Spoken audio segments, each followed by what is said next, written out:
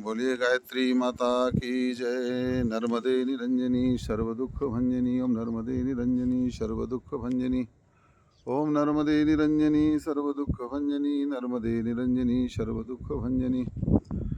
हमारे देव स्वरूप भाइयों, शक्ति स्वरूपा माता बहनों, आइए माँ नर्मदा जी के पावन आंचल पर बैठ करके हम कुछ सत्संग करते हैं और कुछ आध्यात्मिक जानकारियाँ लेते हैं। कल हमने चर्चा किया था कि जब आप पूजा में बैठते हैं तो सबसे पहली प्राथमिकता होती है पवित्रीकरण की, और दूसरा होता है आचमन, अर्थात अंदर और बाहर की पवित्रता का के भावना से हम बैठते हैं। और जब तक हम पूर्ण अंदर और बाहर से पवित्र नहीं हो जाते तब तक यह प्रक्रिया चलती रहती है, और तब जाकर के परमात्मा की प्राप्ति होती है। आपको साधना से सिद्धि में प्राप्ति होती है जब आप अंदर और बाहर से पवित्र हो जाते हैं। उसके बाद में आता है न्यास।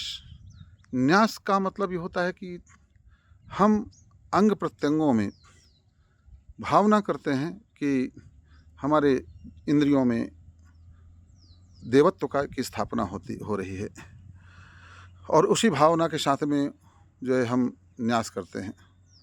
तो मुख से लेकर के नाक, आँख, कान, अपनी बाहुओं में और जंघाओं में और पूरे शरीर में हम देवत्व की स्थापना करते हैं।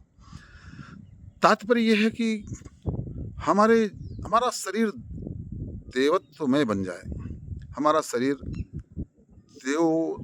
देवता बन जाए। जब हमारे शरीर में हर एक अंग में देवता विराजमान हो जाएंगे तो हम स्वयं देवता हो जाएंगे। और भावना और धारणा भी यही है कि देवत्व की स्थापना हमारी हर एक अंग पर हो, अर्थात हम पूर्ण रूप से देवता बने। जब तक हम देवत्व को धारण नहीं करेंगे तब तक हमारा असुरत्व जाएगा नहीं। आप यह जानते हैं, एक नियम है कि इस संसार में कुछ खाली नहीं है, हर एक जगह पर कुछ ना कुछ भरा हुआ है। कहीं कुछ दिखाई नहीं देता तो वहाँ पर कोई ना कोई शक्तियाँ होती हैं, नहीं तो हवा तो होती ही है। और जब हम चलते हैं तो किसी को धक्का मार करके यहाँ वहाँ से हमें गुजरना पड़ता है, और इसीलिए हमें ताकत लगानी पड़ती है कि हम जब चलते हैं तो हम हवा को यहाँ वहाँ करते हुए, धक्का मारते हुए उसकी जगह हम लेते हैं और आगे बढ़ते हैं। ठीक इसी तरह से हमारे अंदर भी कोई खाली जगह नहीं है, या तो देवत्व होगा या तो असुरत्व होगा। जब असुरत्व हमारे अंदर भरा होता है तो हमें प्रयास करके, जिसको हम साधना कहते हैं, साधना के माध्यम से, उपासना के माध्यम से हम अंदर देवत्व को धारण करते हैं, देवत्व के भाव को भरते हैं। तब जाकर हमारा असुरत्व दूर होता है, राक्षसी स्वभाव दूर होता है। और जब हमारा स्वभाव बदलेगा तभी हम बदले माने जाएंगे। जब तक हमारा स्वभाव नहीं बदला है तब तक हम बदले माने नहीं जाएंगे। केवल माला जप लेने से, केवल जो है पूजा कर लेने से, केवल संध्या कर लेने से, केवल जो है लड्डू पेड़ा चढ़ा लेने से, धार्मिक क्रियाएं कर लेने से हम देवता नहीं हो जाते हैं, हमारे अंदर देवत्व की स्थापना नहीं हो जाती है। हमें पूर्ण मनोयोग के साथ में हमें जुटना पड़ता है कि हम अपने असुरत्व को दूर करें, और उस असुरत्व को एक एक अंग से, अंतःकरण से, अंतःकरण की गहराइयों से हमें दूर करना पड़ता है। आपने सुना होगा रत्नाकर डाकू की कथा। रत्नाकर डाकू बहुत बड़ा दुर्दांत अपराधी था, बहुत बड़ा डाकू था।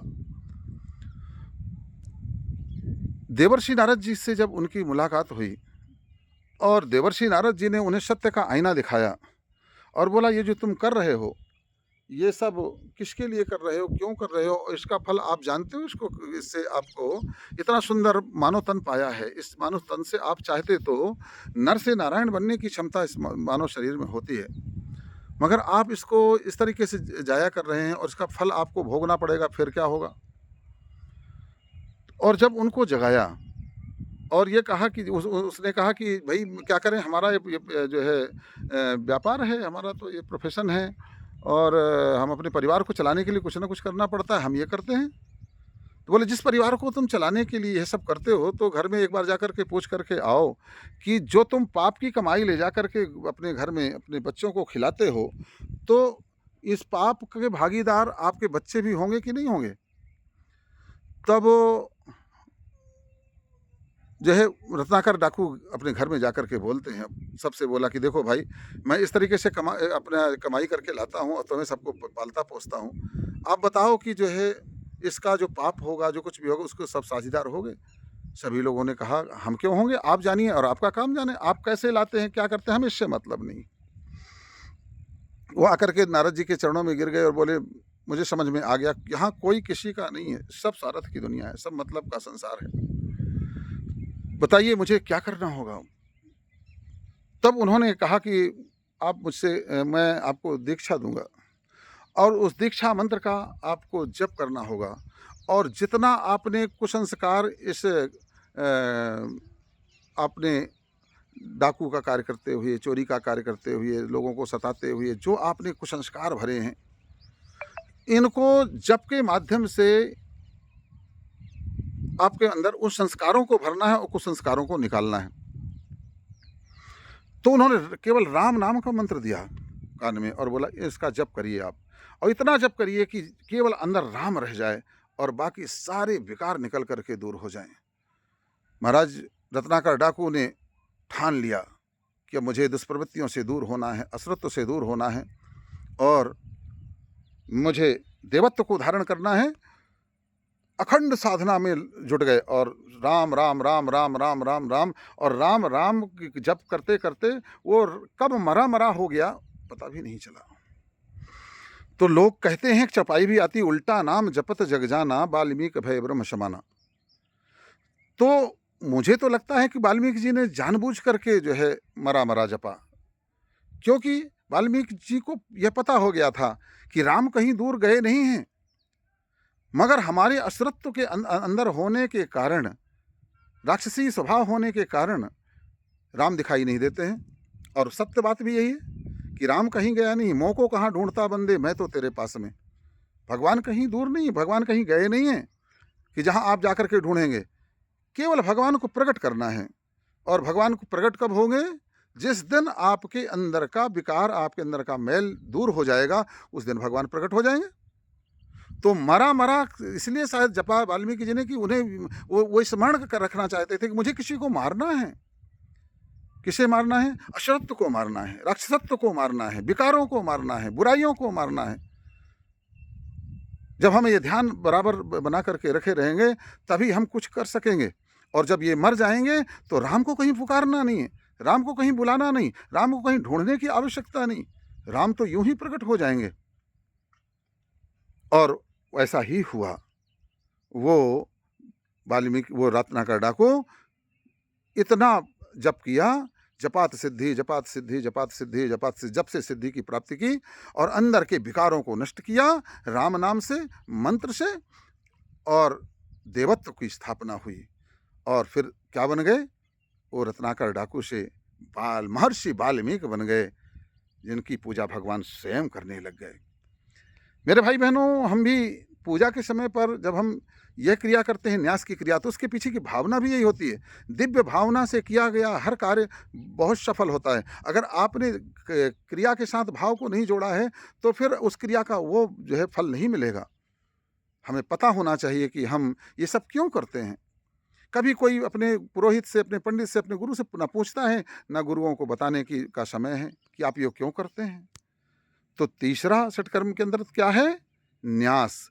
न्यास का मतलब हमें अपने अंग प्रत्यंग में देवत्व को धारण करना है, पूरे शरीर में जो है देवत्व को धारण करना है, पूरा शरीर मनसा वाचा कर्मणा से हमें पवित्र होना है।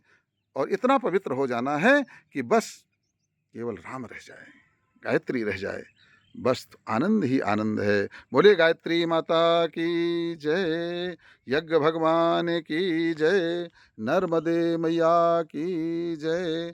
नर्मदे निरंजनी सर्व दुख भंजनी, नर्मदे निरंजनी सर्व दुख भंजनी।